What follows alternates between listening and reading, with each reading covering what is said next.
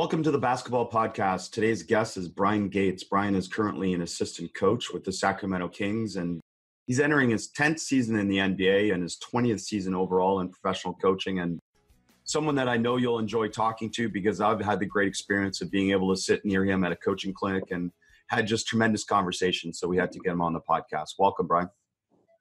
Thank you, sir. Great to have you here and great to have your depth of knowledge. And I'm going to start with something. I watched a FIBA video a while ago on offensive warm-up drills by Bryan Gates, basketball fundamentals on the FIBA site. Coaches can go Google it. But the one drill I really liked on there is what I now refer to as top-bottom shooting. I'm not sure if that's what you called it at the time, but where you have the top player and the player at the rim exchange. And it relates to everything that I talk about, which is making a shooting drill more random and variable. And I love that it has so many aspects to it. And do you still use that drill? I do.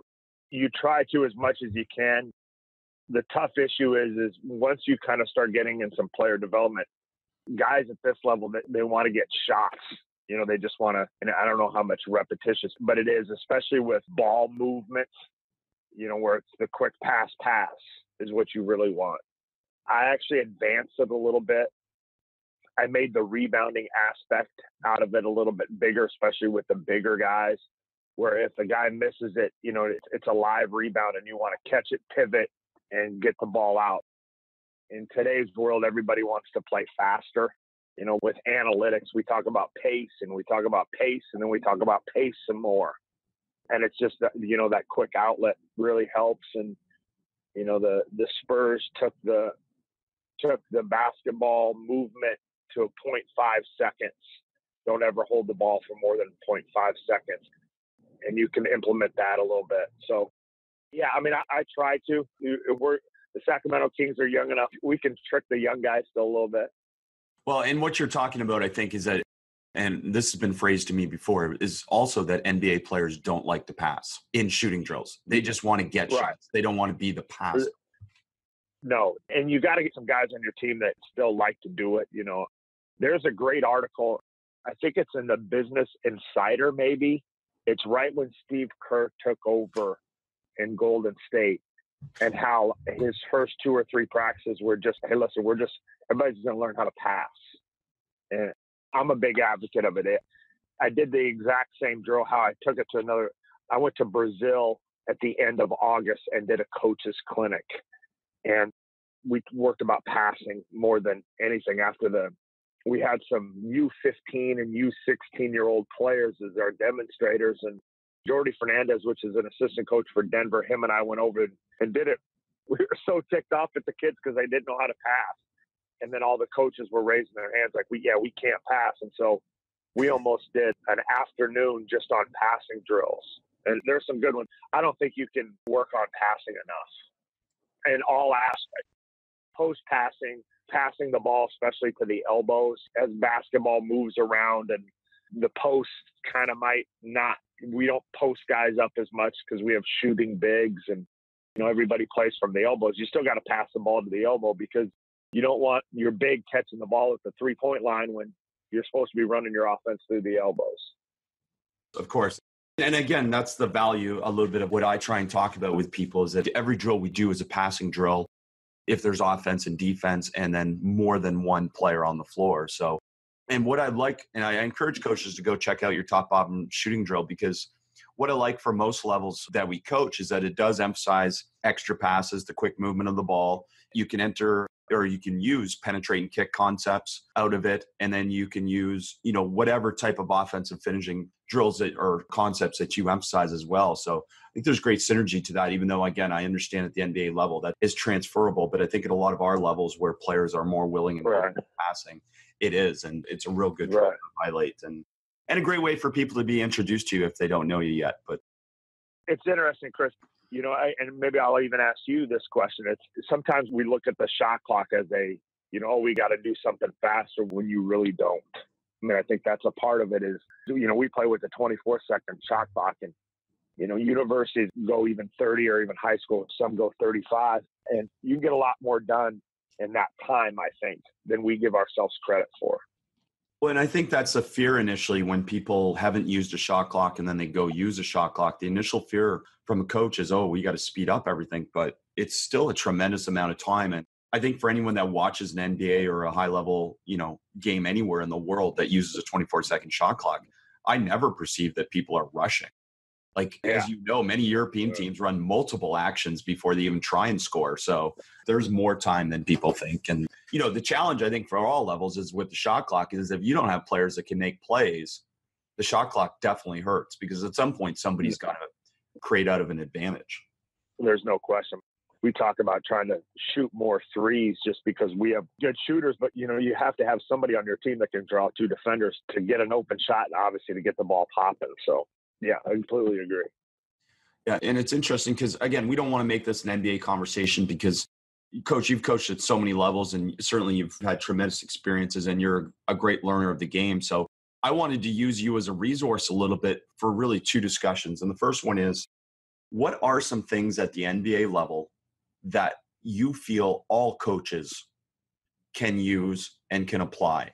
Because that's, again, another challenge when we talk to NBA guys or NBA players or, watch the NBA game. We're like, well, that work at the university level? Will that work at the college level or the high school level, the AAU level? So having you as an expert here to be able to discuss some of the things is great. So do you have one of those things on your list that would work? Yeah, the biggest one for me that I think we all forget to talk about is guard your man. Like it's at some point, and the biggest thing is, I think the hardest thing to do in basketball in general is closing out. And, as we just kind of talked about, sometimes you have to have a guy that can make a play. Well, if you can have a defense standing, the elite players are obviously so hard to guard individually. Well, then they'll create help defense and they'll create, which I think is the hardest thing where I'm going with this, is a closeout. The closeouts to be able to guard your man. We were sitting there and, you pick up little phrases when you go to clinics as you're kind of referencing, Google what I did in Taipei. I think when I watch clinic notes and all that kind of stuff, I just kind of try to get little tidbits. And the head coach at UNC Charlotte had two great lines for me is a closeout is a closed stance. And then he also said, you have to control the ball for a second. And for me, that also close and not being able to have a guy just rise up and shoot over you on a closeout. So many times we close out with a hand down and thinking we're going to be there. And in the world of analytics, they say a contested shot is somebody within, I think, 3 feet. Well, if that person's closing out within 3 feet and has his hands down, it's not going to do anything to the shooter. So controlling the ball for the first second. I've watched we have a neighbor kid that is around and he's a very high level. I think he's about 14 years old. And I go watch him play AAU. And all those guys do is play zone. I mean, there was an AAU tournament going on. There was 8 courts. And everybody was just playing zone. And I don't really know how well you teach your players how to play defense. And we argue when guys get to our level that they can't guard anybody. Well, sometimes it's teach somebody how to have a closed stance and how to control the ball for a second. And I get kind of tired of people talking about, well, defense is just all energy and all this kind of stuff. And well, yeah, it's a big part of it, but there's some serious technique to it, I think, and being able to read a situation and where your stance is, having your feet set your eyes so you can go back to the first thing we were taught playing defense is ball you man. I think that's the number one part of it. And then number two is what you and I talked about was passing. You can't do passing drills enough at any level. I coached my son's first grade basketball team last year, and we worked on passing, and we were able to score just because we could pass. And then another thing is to kind of round it off is understanding on the offensive end in wholehearted generally what we want to do. In analytic world today, we talk about free throw, layup, threes. Well, I've heard from so many coaches that, well, we will try to get any shot, or we will try to do all this or the offense. Because I think at any level, you have to dictate and you have to tell your team what shots you want and where you want to get. It's a complete non-factor in a lot of teams. They just kind of go out there and they're like, that's a good shot. Well, a good shot can't be as if it goes in or not. So there's my three topics a little bit. Is most importantly for me is guarding your man. So teaching and a closeout. Well, let's dig into that deeper then, because again, with all three of those topics, I think sometimes coaches have an assumption that as players move up in higher and higher levels, that they can already do a lot of these things. But the reality is, no. I mean, you're coaching them the same way we're coaching them, or the same way a high school coach is coaching them, because the techniques all have to get better. Even if they have a base of those techniques, they have to get better because they're playing against better players. So let's talk about the closeout, because I mean, the closeout is one of those things that, next to pivot feet is on a shot. Teams seems to divide coaches, but I'm a big believer that really the closeout is not that difficult. It's a physical literacy skill, which is run as fast as you can and stop as close as you can, right? Like that's as simple as it gets. But where it gets iffy is the things that you brought up already, which I want to bring attention to is, are you forcing a direction on the closeout? And what do you want them to do with their hands? And the point that you made about forcing a direction, if you start forcing a direction before you've stopped, then you're opening up. And that's really the point that you're trying to make relative to what you learned at the clinic, right, Coach? Absolutely.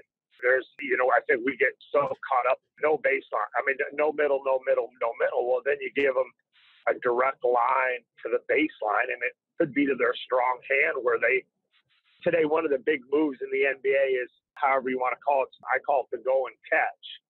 And a lot of players do it from the slot, where as the pass is coming, the offensive player is attacking the ball. You do a no-middle closeout on a go and catch. It's a one bounce by you to the rim, and there's no help for that.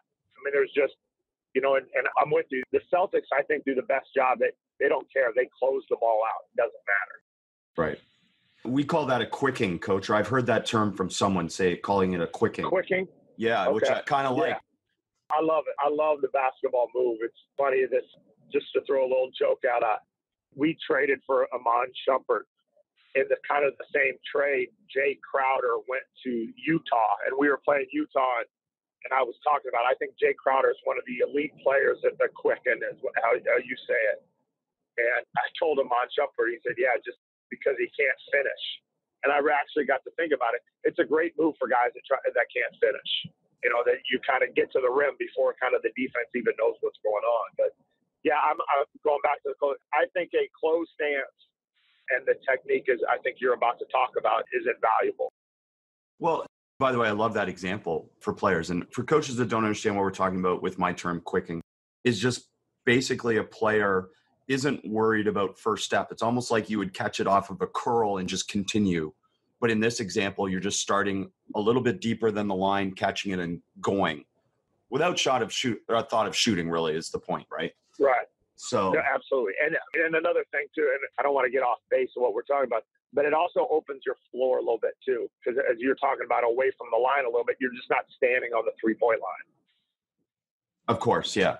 I can try and post some more video of this, and I can't remember where I stole the term, but it's a great concept. But defensively, going back to the closeout then, our terminology is closeout square and then worry about forcing a direction.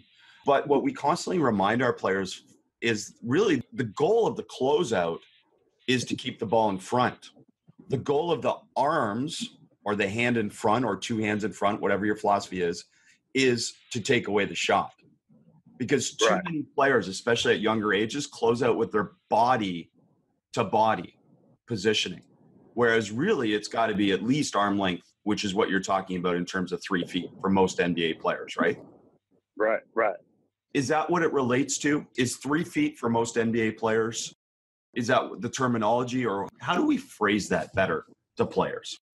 Yeah, I don't know. The 3 feet is just an analytic term for that's how close they are. The best term I've heard is you got to control the ball for the first seconds. I used to always say, hey, you got to guard the ball for 1.5 dribbles. So you got to take him off the first bounce. And then if on the way on the second bounce, just because he had some momentum and he's a good offensive player, the other 4 guys should have reacted by the time the ball hits the floor for the second time. But you got to control the first bounce. Well, that never had anything to do with the shot. It was just control for the first bounce, so you might close out short. I like the term, you got to control the ball for the first second. And that is, we call it in Sacramento, we want to arrive on the catch. So when the ball hits the hands, we are already arriving. I don't know what that means yet, where, you kind of said, how close are you or anything. I like the term, I don't mean to keep saying it, but you got to control it for the first second.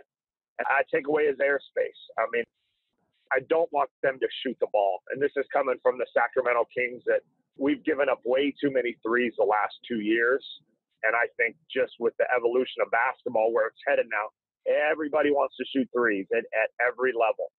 And I think you have to take your guy off the line. And that's it. So it's probably one more chop. I would like our guys to start working on, when you are in the help position, your feet are still moving, just so you can react and get out. And then another big thing for us is we don't ever want to have a two-way closeout. We always want to have a one-way closeout, meaning we're in the help position or we're in our correct defensive position somewhere on the floor. And when the ball heads to our man or is passed to our man, we are already leaving. We're not going into the help and then having to react and go two ways. Coach, let's go deeper into that, because you used that terminology when we were together last time, and I love that a little bit. And we're talking about a player is loaded to go in one direction and not have to go in to go out. Right. Now, yep, that applies obviously for pack line defenses. How does that apply to teams that are a little bit more in denial, one pass away? You can, and Chris, I think your basketball has to make sense. If you are a deny team, you can't be a ball pressure team. Like, you just can't get beat in denial.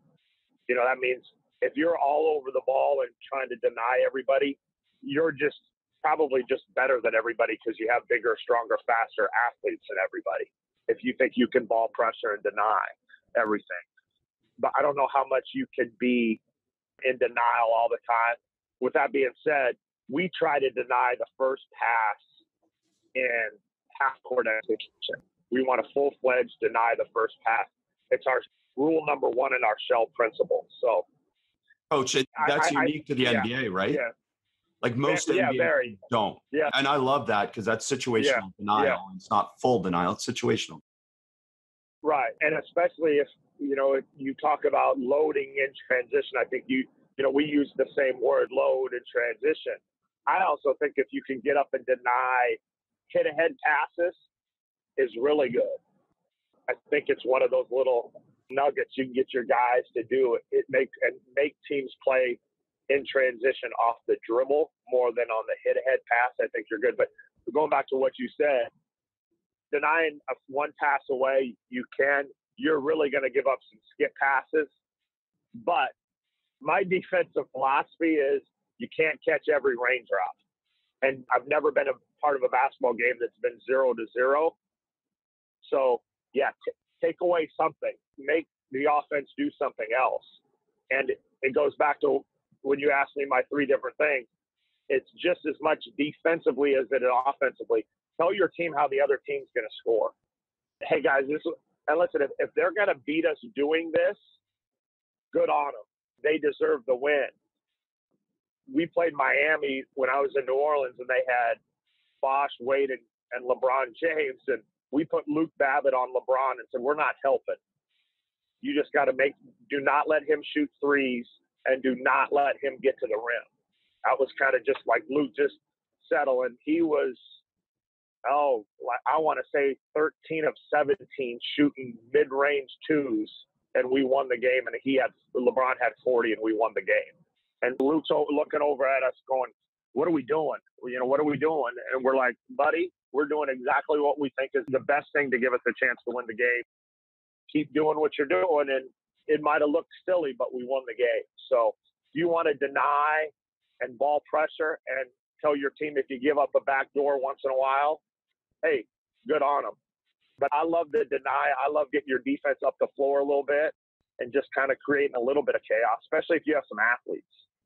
Well, and I love that. And Coach, this is the conversation to go down a rabbit hole of basketball stuff. So don't worry about going anywhere. So it's great. But I love the expression, you can't catch every raindrop, because what I essentially say to my team, which is what you're saying, is, look, say the weak side corner beats us. Yeah. That's on me as a coach. Yeah. You guys don't need Yep. to worry about that. If that's what's beating us, then you're doing your job, because that's how we've Yep. decided we're going to get beat. But if anything else is beating us, then that's on us. And we've got to figure out a way to solve that. And that's really what having a philosophy on defense is all about. So, I love that terminology and that way of explaining it to players. So, Right. You know this, Chris, sometimes we get in coaches' meetings and we try to catch every raindrop.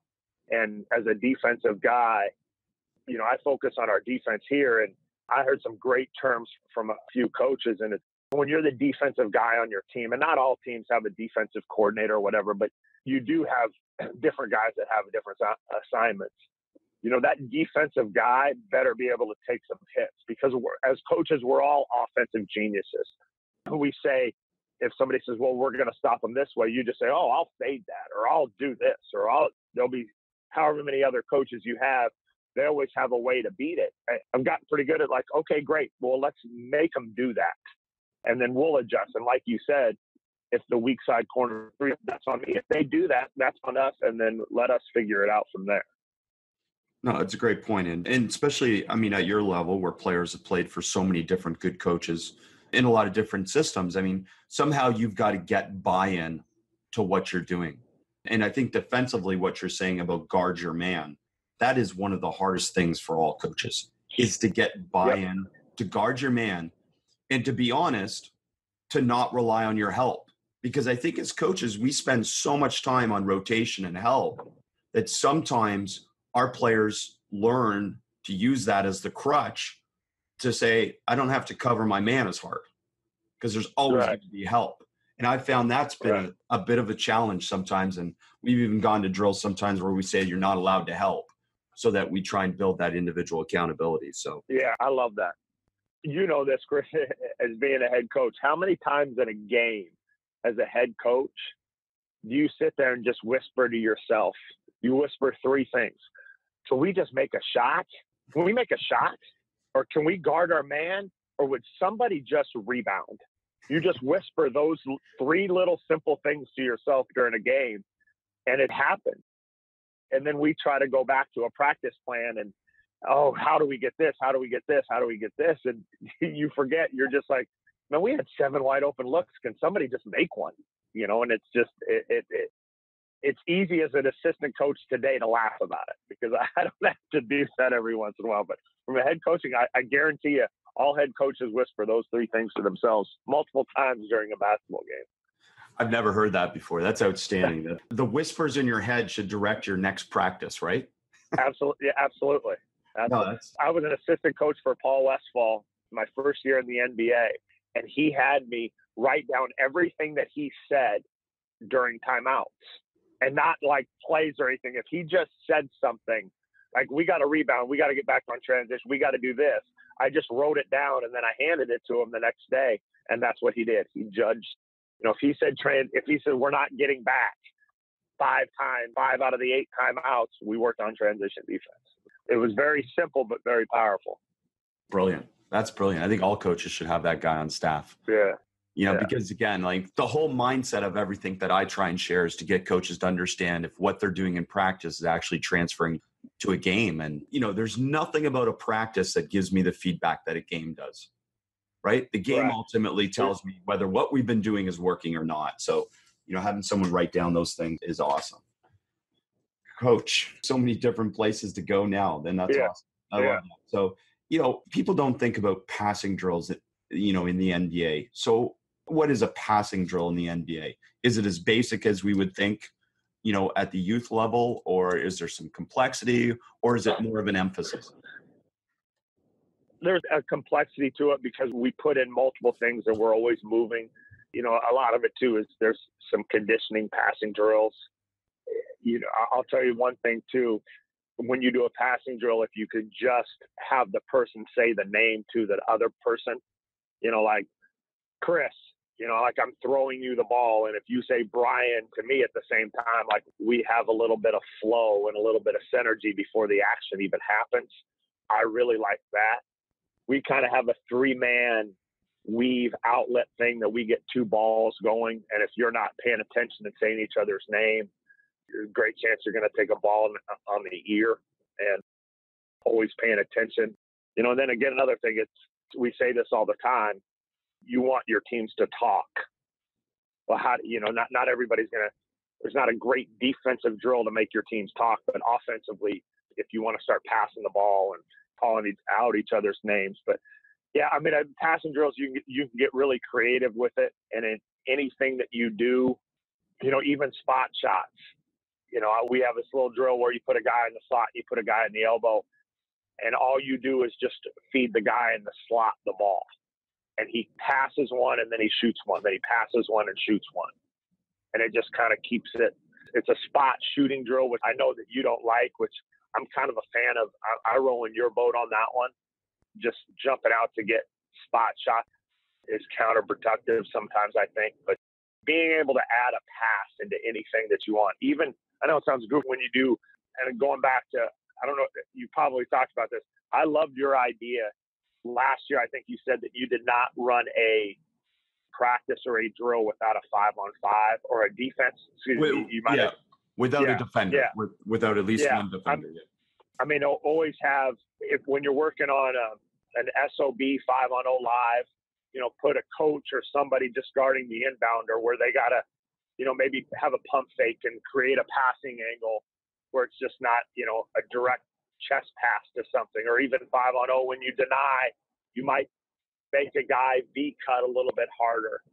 But yeah, I just, and when I say passing drills, I'm not a big 3-man weave guy. Right. I think we get, that's, you talk about doing things in a game. I'm not a fan of that one at all. You talked about pivoting earlier, or a pivot drill that you can pass and pivot. I think is pretty valuable, and you can't work on passing enough. I mean, I think the Utah Jazz pass the ball 360 times a game, and if you're going to do something that amount of many times, you might want to work on it every once. Well, and definitely emphasis is part of it, right? And I think that's the one challenge that coaches, to get away from drills and to go to a games-based approach. I'm not even arguing that for coaches. I mean, I'm saying do what you're comfortable with, but within what you do, find a way to get your coaching points across. So if you do passing drills and you make coaching points within the passing drills, make sure you're making the same coaching points within your 5-on-5 or 3-on-3 and 4-on-4, because they're not separate. Yeah. They're the same. And that's what I find sometimes practice drills. They're the same. I mean, there's a laundry list of things that really tick coaches off. How about having a 5-on-0 practice when you're scripting your offense and your players turn the ball over? How's that go? Well, and again, I argue it's just because there's no challenge. Right. It's not a lack of intent for the most part. It's a lack of challenge. And when there's no challenge, it's proven that concentration and all these other factors, they drop. Like the mental engagement is not there if there's no challenge. So it's the coach's fault in a way. They're probably more likely to not drop the ball in a 5-on-2 live situation than there are in a 5-on-0. Because there's that added level of concentration. And clearly, as you said already, it's more game-like. So there's value. Yeah. Even in player development, instead of going to, make 10 shots from the left corner, well, how about making 5 out of 7 and then 3 in a row? Just something like that. Just something that challenges a guy just a little bit more, So I'm 100% with you on that one. Well, I'll be honest. I've been blessed with so many great conversations and with a lot of NBA people over the last little while. And a lot of the questions and a lot of the resistance is not from the coaches. It's from what they perceive the players would not want to do. Right? And I think absolutely. we're all getting at here is that to some extent, the traditions at the NBA level are more player driven than coach driven in terms of the block shooting, the mass reps of the same thing. I mean, that's more what players are comfortable with. And to get them outside their comfort zone would involve a great sales job. Right. And to be honest, is it worth it? That's the question. Is it worth it? I think it is. But I think I think you just pick your spots. You just hey, I'm not going to worry about that today because I worried about X, Y, and Z today. In New Orleans, when we drafted Anthony Davis and traded for Drew Holiday, and We had some things going on with our team. And one of the things we felt we really had to do was we had to get our guys to compete at a high level. Like just we had to create the atmosphere in practice. And we did. And we literally went hard for, I would say, 40 minutes a day. And what we created with our guys is we would have a practice plan and we'd put the practice plan out. I have done this my whole life as a head coach in minor league basketball. I print the practice plan out and I can't have enough of them around the gym. Hey, and the guys can see it. They can look at it and they're like, okay, this is what we're going to do. If we get this done, we're out. Like we're gone. And you know this, we all say it, hey, we can be here 45 minutes or we can be here 3 hours. And we got really good at getting our guys to a 10 out of a 10 in practice, and the attitude and the reps and the conditioning level. I mean, we were in a full-fledged sweat every time we hit the practice court. There might have been some of them that we did it 7 days in 1 week where we did not have an off day. And, you know, with our travel schedule, it was tough, but we made sure we got to the highest competitive point we could. And then we backed off. Now, when the game started happening and, you know, we got good at it, that level of our competitiveness was very consistent for us. You know, we were picked to not make the playoffs and made the playoffs that year. So, and we were pretty excited about it. And I'll kind of never forget that is you can do that. You can challenge your guys and put them in a situation at any level, you know, and I'm talking to AAU coaches out there also. You can challenge your guys. Well, and you should. And that's a great story. And that's a great illustration of what we're saying in terms of the coach ultimately controls the duration and the intensity. So if you want to go intense, you can go intense. You just might go shorter, right? That type of thing. And that's great. And I also love the idea of the practice plan thing. The main thing that I do is that I never post times of our drills and I never post time of our practice. It's like we'll end, there's no stereotypical duration of our practice because I want them to never, first of all, be clock watchers, and two, always be in that mindset that you said, which is, look, if we get it done and we have a good practice, we'll get out of here. He's not going to hold us to, no matter what, it's always going to be 2 hours. Now, again, we're not going to do. Again, coach, at the youth level, it's a little harder because maybe you only have them 2 to 3 times a week and you've got to maximize all that time. But we're talking when you have them on more of a daily basis. So, coach, if you could, having been a head coach and having been obviously a tremendous assistant because you've lasted in the NBA for so long, what are some other ideas? You already shared a brilliant one about being an assistant coach and writing down what the coach says, but what are some other really good ideas that coaches, either a head coach has got you to do or you now understand as being extremely valuable as an assistant coach for the head coach? I mean, first, Chris, as assistant coaches, what we forget about is we might have an idea or we might have a thought that we think is at the top of the list and we should talk about it immediately. But we forget that our head coach has 25 other things going on. And when I mean 25, that could just be on the drive in. I mean, how much as a head coach, how much when you drive into work, do you just get to kind of put on your favorite music and just kind of listen to, or are you trying to return 3 phone calls and make sure that even your personal life, everything's, you know, the kids are getting picked up from school and this is at any level. I think as assistant coaches, we have to remember that our head coaches have multiple people that want to talk to them as much as we want to talk to them. As a young head coach, I would always suggest that having somebody that can help you manage all that stuff is invaluable. 2, Steve Clifford talked about this. The best way to get a head coach's attention in something is write them a note and leave it on his desk. Send them a text or send them an email. You know, don't get all upset if they don't reply to you immediately. Even say, hey, I got it. They have seen it. And they might not tell you the next day, but they might tell you in 4 or 5 days or even in a week. Our head coach is phenomenal at it. I mean, I'll give him a note and he'll say something to me in 10 days like, hey, B. Gates, this is a time where we need to use multiply, or you're right, Justin's got to be a better cutter. And all those different things, they're hearing you. It's just the mental capacity for them to hear everything is out that is doing that. And then I think we forget as assistant coaches that, obey the title. We are an assistant coach to the head coach. So make sure that we fulfill that obligation.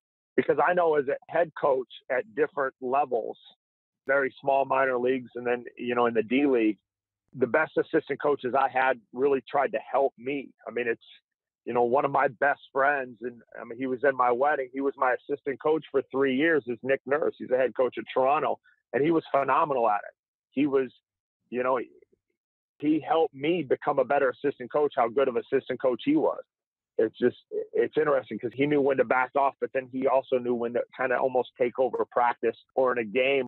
When you're upset at a referee or you're upset at one person, he can kind of keep the flow of everything else going on.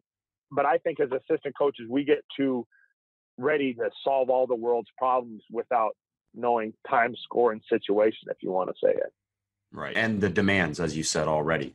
Yeah. Which again, not being in the head coaching situation, it's completely different. Oh, I say this all the time.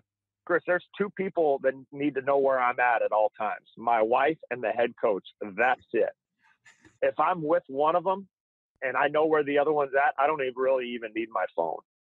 But I guarantee a head coach, he's not putting his phone down. Yeah, wow. Again, it gets magnitude, obviously, with more money, more media, all that stuff at the NBA level. But there's so much of that applies, because I think one of the challenges for all levels of coaches is how do you best use your assistants and what role. Absolutely. And I think the other phrasing, I'm not sure if it was from Coach Clifford or someone, said that really an assistant's job is to do anything possible to take things off the plate of the head coach. Yeah. Yeah. Chris, I could answer that question 100 different ways. I just think that those are the ones that don't get talked about enough. Like, make yourself useful at a game. What do you want to chart? One of the things that I still want to put some basketball answers to your question, chart how many times you have 3 stops in a row, or chart how many times that you have a live ball turnover that they convert. If you want to do that kind of during games where, I know there's a lot of head coaches out there that during a game, they want their assistant coaches to coach, watch the game. Well, you also don't want 7 people shouting things out, or even 3 people at any level. When I'm saying this, I see there's not very many basketball games that you see where you don't see 3 or 4 coaches on the bench. And I'm talking about my son's second grade basketball team. There's 3 dads out there. Well, give everybody some assignment, or if you didn't get an assignment, create one that you think that can help that is basketball related. 3 stops in a row, turnovers, whatever you have. And taking, going back to what you said, taking the things off the plate, even if you coach a junior high team, you might have a practice plan, and assistant coach, you might think there's 25 things that you're ready to accomplish, but that Sally, Alice, and somebody else have a spelling bee, and they're not going to make practice, and the only person that knows that is the head coach. So he's trying to create a practice plan with 9 players instead of 12 that you think is going to happen. So that's a generality of what I'm talking about. Yeah, no, definitely one of my favorite parts about coaching youth sport is when Sally doesn't show up that day and doesn't communicate. Yes. Then your whole practice plan is ruined. So yeah. No, I know. Again, Coach, so much knowledge and so much stuff. So we'll probably end it here, but I think at some point we'll come back and revisit some of these ideas as well. And I think we could have a whole podcast, you and I, just on some of the terminology, because I thought you had so much tremendous terminology, and I'll have my notes next time and we'll go through some of those. No, yeah, I'd love to. I was going to text you this too. We are in Detroit January 19th, which is a Saturday. So I hope that, I don't know what your schedule looks like, but I think we come in the day before, so I'd love to get together and do this again. That's a done deal. That's not a problem. I am so blessed from where I am, and obviously relationships with you and other coaches. So I look forward to that. Coach, thanks again. Have a great season. All right, Chris. Thanks. You too. To find out more about Coach and all we spoke about today, please take a look at the show notes for today's episode. I love to share the game and have basketball coaching conversations